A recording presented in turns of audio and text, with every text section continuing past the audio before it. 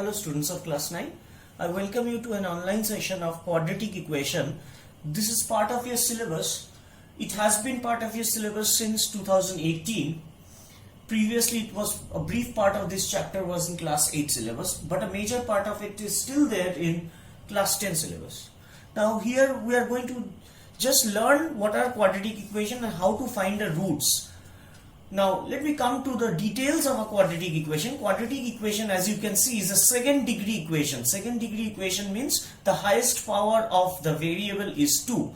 So ax square plus bx plus c is equal to 0. This is a general form of quadratic equation. Now this part, see the underlined part, ax square plus bx plus c.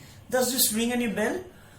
I guess you can remember in factorization we had learnt about middle term factorization. This is a general form of a middle term factorization part. Okay. Now coming back to degree of a polynomial. Degree of a polynomial is the highest power of a variable in a polynomial.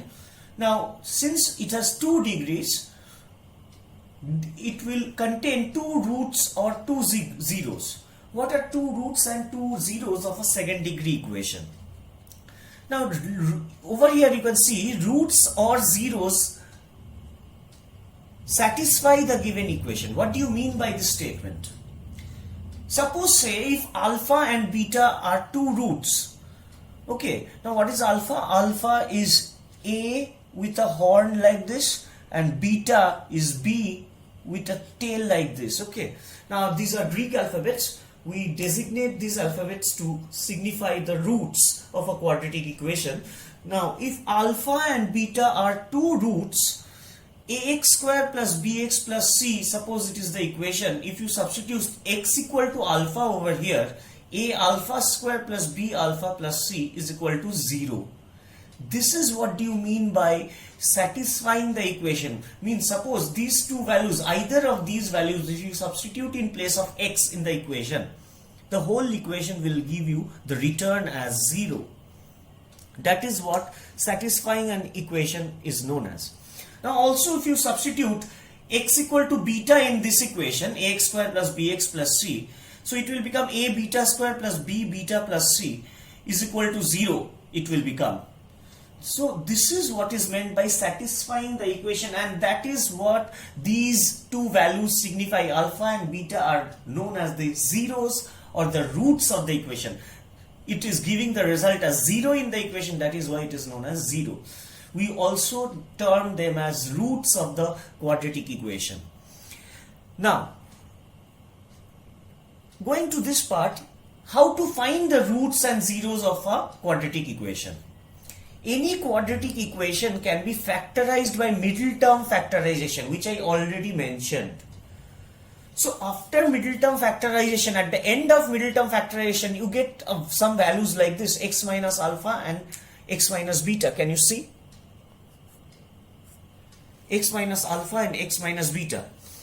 Now if x minus alpha into x minus beta is equal to 0, then x equal to plus alpha and x equal to plus beta will be the roots. Now from these 2, how are we getting back the quadratic equation? We will just multiply x square minus alpha x minus beta x plus alpha beta is equal to 0. So x square minus alpha plus beta within brackets x plus alpha beta is equal to 0. So you can see this has some similarity with this. Ax square plus bx plus c, x square minus alpha plus beta x plus alpha beta. This is the equation. So we actually factorize this type of equation to get these 2 values. Now when you get x minus alpha into x minus beta is equal to 0, the sum of the product of 2 factors is equal to 0. The product of 2 factors is equal to 0. That means either x minus alpha is 0 or x minus beta is 0. So then we equate x minus alpha equal to 0, we get one value. X minus beta also we equate, we get another value. We will see few solved examples from here onwards.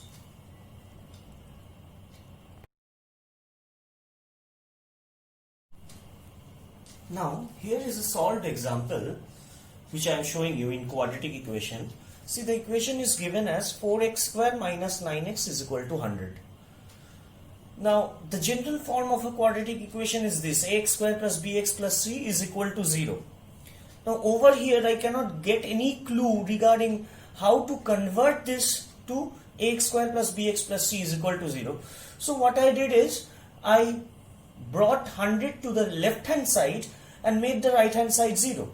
Now, after bringing 100 to the left hand side, look here, 4x square minus 9x minus 100 equal to 0. Now, this is similar to ax square plus bx plus c is equal to 0. Ax square, a is 4 over here, minus 9x, bx, what is b over here? Minus 9, plus c is minus 100 over here. Please check the symbols, the sign and everything. A, I have assumed it to be 4, B, I have assumed it to be minus 9, C is minus 100. Now, this you can compare with ax square plus bx plus c is equal to 0. Now, again after this, we are getting a middle term factorization form, 4x square minus 9x minus 100. 9x is a middle term. Now, 100 into 4, if you multiply, it becomes 400. 400, if you factorize, you will get 2 to the power 4 into 5 square, that is 16 into 25.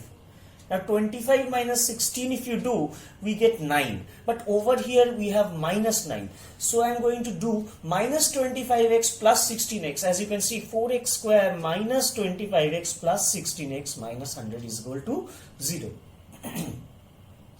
Excuse me. Now, from these two terms I am taking x common, I am getting 4x minus 25. And from these two terms I am taking 4 common, I am getting 4x minus 25. So in 4x minus 25 I am taking common, x plus 4 is remaining within brackets. So here we have got 4x minus 25 into x plus 4 is equal to 0, the middle term factor form. Now something into something is equal to 0 means either this is 0 or this is 0. Now 4x minus 25 is equal to 0, 4x is equal to 25, x is equal to 25 by 4. This is one value of x. And then again we are equating x plus 4 is equal to 0, x is equal to minus 4. So the final answer we are getting x equal to minus 4 and 25 by 4. This is how you are going to solve quadratic equation. This is the solution of quadratic equation. This is the rough work.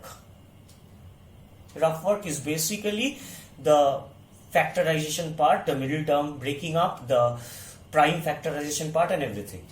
The main working of the sum is this star mark step: a is equal to 4, b is equal to 9, minus 9, c is equal to minus 100. This is just for explanation. You need not do this in the exam.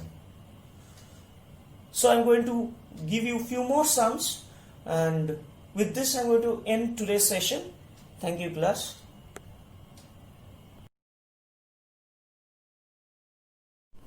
Now here are few solved examples which I am showing you, and I have also attached the pictures of these examples at the end of the video. Now please remember in your Dasgupta Mukherjee book, the chapter of quadratic equation is not there. It is there in Emil Agarwal chapter 7. So you have to do the sums from Emil Agarwal chapter 7, that is exercise 7, the pictures of which I am attaching at the end of the video. Please practice from there, and for any other doubts please clarify in the comment section of the particular video. Thank you and take care.